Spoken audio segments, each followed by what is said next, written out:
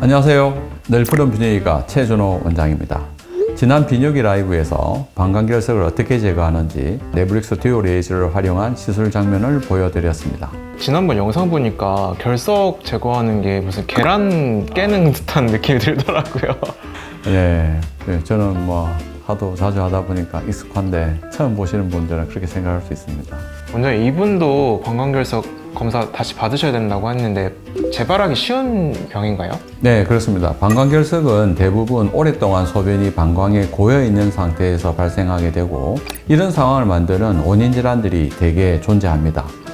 그때 환자분도 전립선 비대증이 원인 질환이었는데 전립선 비대증 치료는 하지 않으시고 방광결석만 제거하셔서 결석이 다시 재발하는지 제가 주기적으로 살펴봐야 된다고 말씀드렸습니다. 그래서 오늘은 방광결석을 유발하는 주요 원인 질환 3가지에 대해서 자세히 알아보는 시간을 갖도록 하겠습니다. 방광결석은 소변이 충분히 배출되지 못하고 방광에 오랫동안 머무는 과정에서 소변 속에 있는 무기염이나 유기물이 서로 뭉쳐져서 돌처럼 딱딱해지는 질환입니다. 구성 성분은 실제 돌과는 성분이 다르며 칼슘, 요산, 인산염 등이 주된 구성 성분입니다. 결국 방광결석의 핵심 원인은 방광의 소변이 제대로 비워지지 않는 상태이며, 이런 상태를 유발하는 대표적인 원인 질환 3가지로 전립선 비대증, 요도협착, 신경이성 방광이 있습니다. 이 외에도 방광 내 카테터, 봉합사 같은 방광 내 이물질, 그리고 신장에서 내려온 결석, 반복적인 요로 감염 등이 방광결석을 유발할 수 있습니다. 이제 각각의 원인 질환이 어떻게 방광결석을 유발하는지 하나씩 설명드리겠습니다. 전립선 비대증은 나이가 들면서 전립선이 서서히 커져서 요도를 압박하는 질환입니다. 요도가 압박되기 때문에 소변이 자주 나오고 줄기가 약하며 소변이 급한 배뇨작용 현상이 나타날 수 있습니다. 심한 경우에는 소변이 나오지 않는 요폐색 증상도 생길 수 있습니다. 전립선은 방광 아래에 있으면서 요도를 둘러싸는 구조이기 때문에 전립선이 커질수록 소변이 빠져나가는 통로가 좁아질 수밖에 없습니다. 이렇게 요도가 막히게 되면 소변은 방광에 오랫동안 남게 되고 소변 속에 있는 무기염과 유기물이 점점 과포화되고 침전되어 결정화되면서 방광결석이 생길 수 있습니다. 따라서 방광결석을 근본적으로 예방치료하기 위해서는 소변이 잘 배출되는 상태를 만드는 것이 핵심이며, 이를 위해 전립선 비대증 치료가 반드시 필요합니다. 치료는 보통 약물 치료로 시작하며 전립선이 비정상적으로 큰 경우에는 수술적인 치료를 통해 전립선 크기를 줄이고 막힌 요도를 넓혀서 소변이 원활하게 나오도록 만들어줘야 합니다. 요도협착은 요도의 특정 부위가 좁아져 소변이 원활하게 나가지 못하는 상태를 말합니다.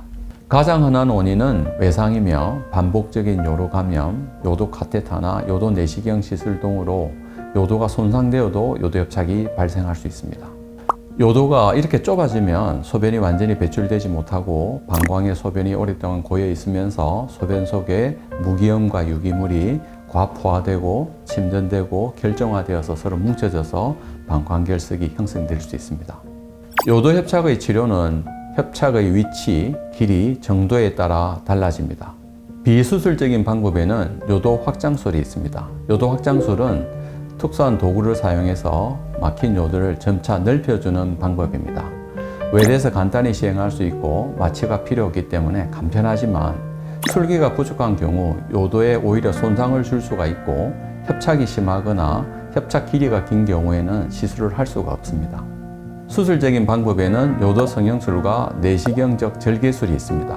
요도 성형술은 협착 부위를 제거하고 요도를 다시 연결해주는 방법으로 근본적으로 협착을 없애고 재발이 낮은 좋은 치료지만 입원이 필요하고 수술 이후에 소변줄을 2주 이상 착용해야 하고 수술 시간이 긴 것이 단점입니다. 반면에 내시경적 절개술은 제가 가장 선호하는 방법인데, 시술 전에 요도 저용술을 통해서 협착의 위치와 길이, 정도를 먼저 파악합니다. 그리고 내시경을 보면서 좁아진 요도를 절개하고 점차 넓혀주는 방법입니다. 외래에서 간단히 할 수 있고 회복이 빠른 장점이 있지만 협착의 길이가 길고 심하면 재발할 수 있어서 추가적인 치료가 들어갈 수 있습니다. 이처럼 요도협착은 배뇨장애를 유발해서 방광결석을 유발할 수 있어 협착의 양상에 맞는 치료가 중요합니다. 마지막으로 신경이성 방광은 뇌, 척수, 말초신경계의 손상으로 방광과 요도 관략근이 제대로 작동하지 않아서 발생하는 배뇨장애입니다. 다양한 신경계의 질환이 원인이 될 수 있기 때문에 신경이성 방광도 여러 타입으로 나타납니다. 방광이 지나치게 과민한 경우 저장 능력이 떨어지고 요실금이 생길 수 있으며 심한 경우 소변이 신장으로 역류해 신장 손상을 유발할 수 있습니다. 방광 활동이 지나치게 저하된 경우는 소변 배출이 이루어지지 않고 소변이 오랫동안 방광에 남아있기 때문에 방광결석과 요로 감염이 쉽게 생길 수 있습니다. 따라서 신경이성 방광은 신장 기능을 보호하고 소변 배출과 저장을 최대한 정상에 가깝게 하는 것이 치료의 핵심입니다. 이를 위해 일정한 간격으로 배뇨를 시도하고 감염 관리를 철저하게 해야 합니다. 또한 타입에 따른 약물 치료를 병행하면서 필요한 경우 자가도뇨나 치골상 도뇨간을 적용할 수 있습니다. 근본적으로 신경 손상을 완전히 회복시키기 어려운 만큼 방광 기능과 신장 기능을 최대한 보호하고 합병증을 예방하는 치료 전략이 중요합니다. 방광결석은 소변이 오랜 시간 방광에 고여 있어서 발생하는 질환이기 때문에 근본적인 치료를 위해서는 방광결석 제거와 함께 원인이 되는 질환을 같이 치료하는 것이 아주 중요합니다. 오늘 소개해드린 3가지 원인 질환이 잘 이해되셨는지 모르겠습니다. 방광결석이 반복적으로 자주 재발하신다면 반드시 검사를 통해서 정확한 원인을 파악해 보시기를 권해드립니다.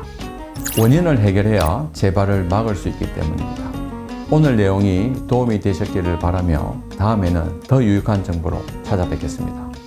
널푸른 비뇨기과인 널푸른 비뇨백과 최준호 원장이었습니다. 감사합니다.